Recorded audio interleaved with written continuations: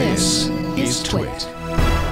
On to our tech feed now. Longstanding Twitter photo service TWiT has announced that it will shut down on September 25th, citing a demand from Twitter that the company abandon their trademark application, which they filed back in 2009, or risk losing access to Twitter's API.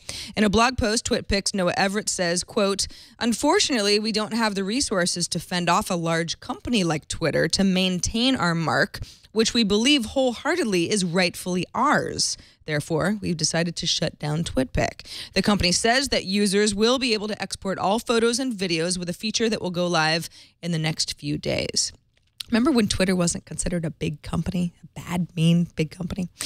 Wasn't that long ago. Amazon and the U.S. Postal Service have already partnered up to deliver goods on Sundays, traditionally not a day that you get many packages. Now, the duo has launched a trial to shuttle insulated containers of meat, dairy, produce, and other groceries to customers in San Francisco. Now, if successful, this test could lead to a broader national rollout.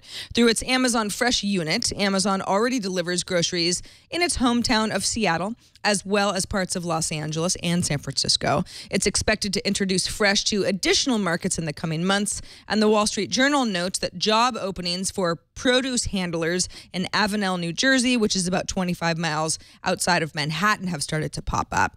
The Postal Service says that it's testing Amazon Fresh deliveries, quote, to determine if delivering groceries to residential and business addresses would be feasible from an operations standpoint and could be financially beneficial for the organization.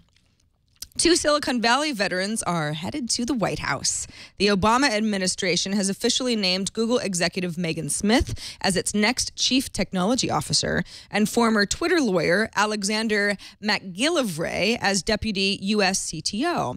The U.S. CTO spot was conceived by President Obama back when he was still a candidate. Outgoing U.S. CTO Todd Park is perhaps best known for helping salvage the troubled healthcare.gov project.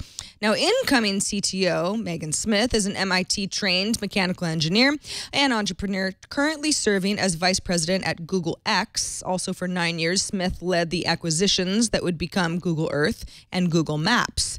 New deputy CEO McGillivray is a graduate of both Princeton University and Harvard Law. The White House said that his focus will be on policy matters from so-called intellectual property to where big data and privacy intersect. Google has agreed to settle charges and repay $19 million to consumers whose children were allegedly deceived into making mobile purchases through the Android App Store. The Federal Trade Commission found that since 2011, the company made it too easy for children using Android phones to buy items ranging from 99 cents to $200 items in kid-marketed games without a parent's permission. This is the latest development in the FTC's 3-year investigation into software made by Apple, Amazon, and Google that the agency considered deceitful and harmful for children. Apple agreed to a $32.5 million settlement last January, and Amazon in July said that it would fight similar charges brought on by the FTC.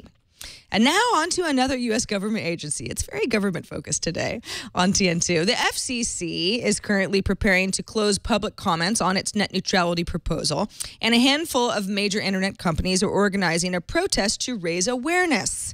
Companies like Reddit, Etsy, Foursquare, Kickstarter, Mozilla, Vimeo, and Pornhub, yes, Pornhub, are just a few services that will observe next Wednesday, that's September 10th, as a day of action to showcase net neutrality issues on their sites and urge their communities to contact the FCC and Congress and the White House.